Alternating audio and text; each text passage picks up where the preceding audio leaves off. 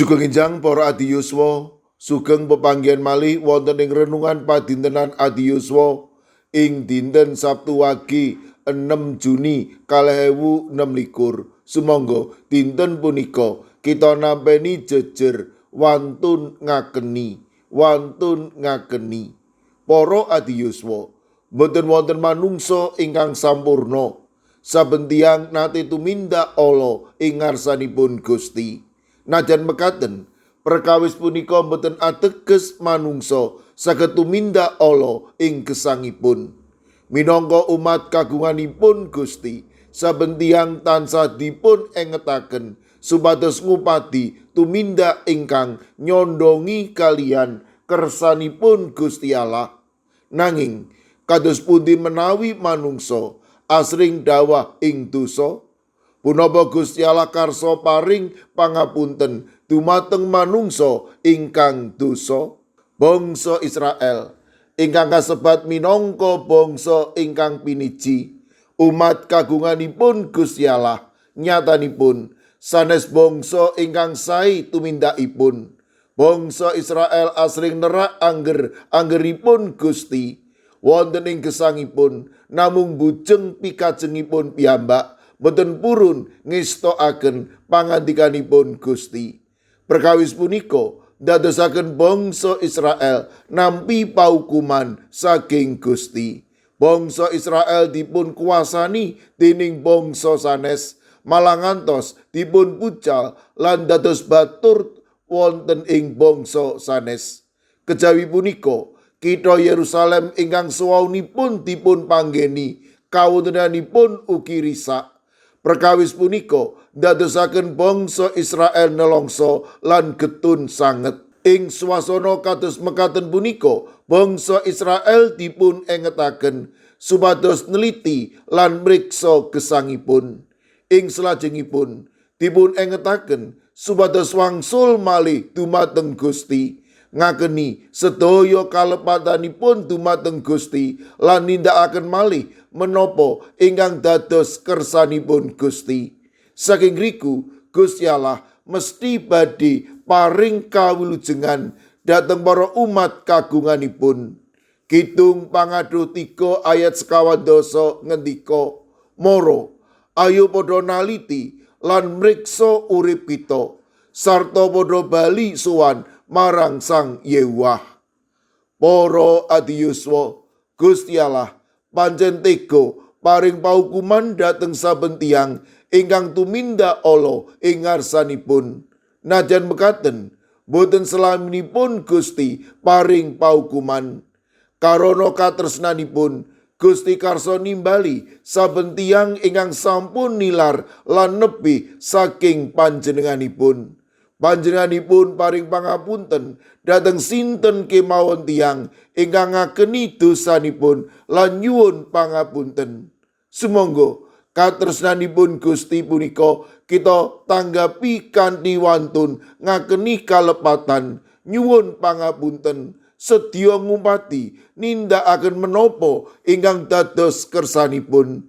Gusti Allah ingkang Maha Tresna mesti paring pangapunten dhateng kita lan nyantosaaken kapitadosan kita. Amin. Sumangga kita ndedonga. Matur nuwun Gusti, lumantar sabda pangandika paduka berkawula, amri kawula ngakeni karingkihan dosa-dosa kawula dumateng paduka. Paduka berkahi para adi yuswa dalasan anak putu kawula ing pundiya kemawon. Monggo paduka ingkang reksa, paduka ingkang mitulungi, paduka ugi ingkang berkahi. Mirunggan kala pasrahaken Ibu Dalhar, wilayah gangsal GKJ Magelang, ingkang dasak mangke nembe mondho ing griya sakit. Kawula pitados paduka boten nigakaken, malah kepara paduka enggal maringi wetahing kesarasan. Matema Ibu Tahal menika enggal nampi wetahing kesarasan peparing paduka.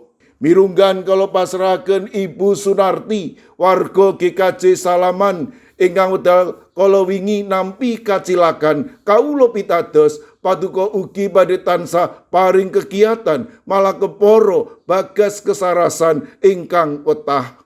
Mirunggan kawula pasrahaken Eyang Sarwito GKJ Ngalian ingkang wedal sakmangke mondok ing griya sakit. Monggo Gusti paduka ingkang makarya matemah Eyang Sarwito menika ingkang nampi wetahing kesarasan.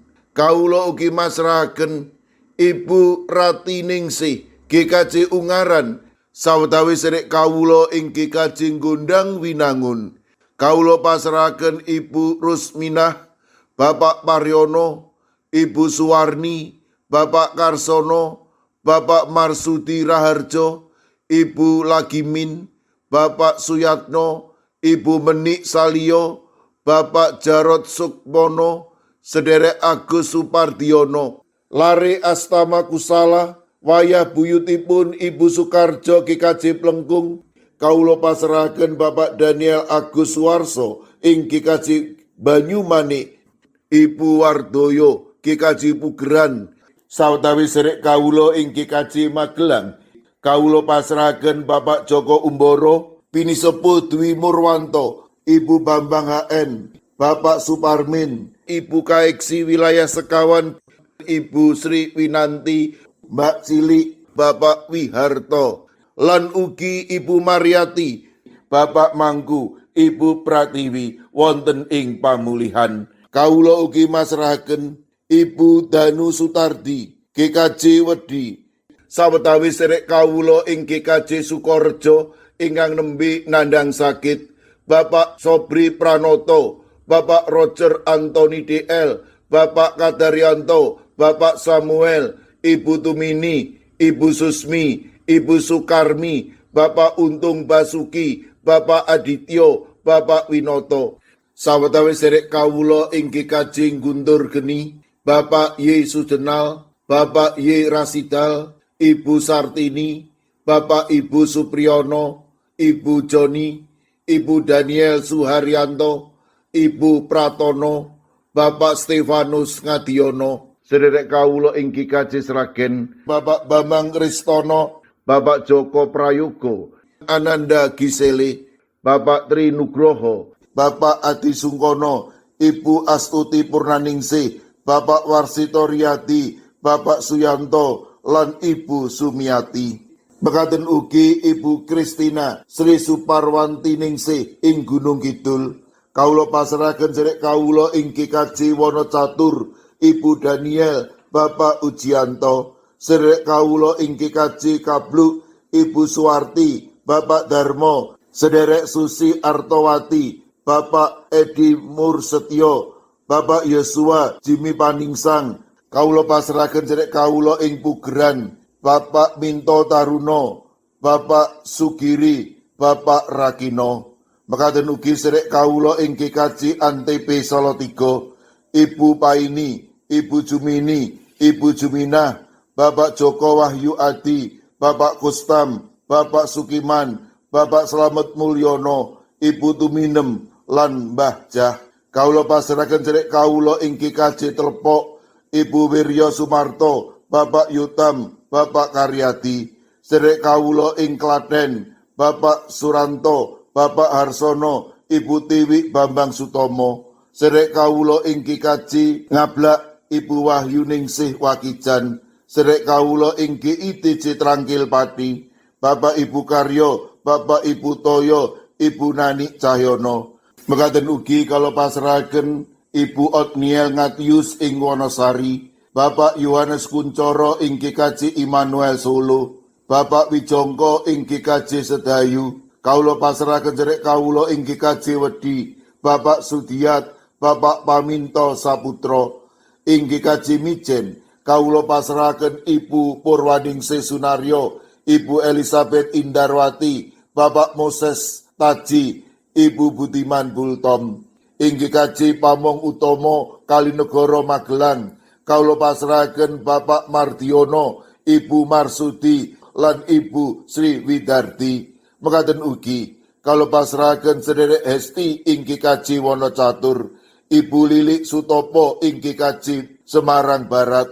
Kawula pasrahaken sedherek kawula ing GKJ Ungaran, Ibu Ristiningsih, Ibu Dewi Teguh, Ibu Kristini Sunaryo, Ibu Suwartini Hadiono, Bapak Dwi Putro, Ibu Sugito, Bapak Sembiring, Ibu Surisno, Ibu Munarti, Bapak Ibu Tugiman.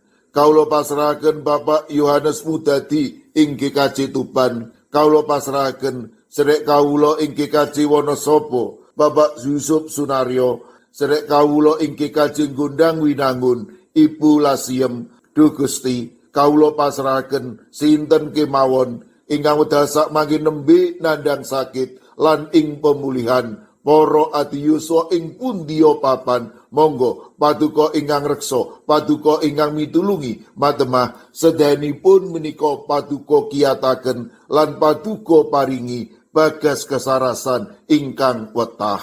Kawula pasrahaken sedaya pandonga pasambat kawula wonten ing asta paduka Gusti kawula Yesus Kristus. Amin.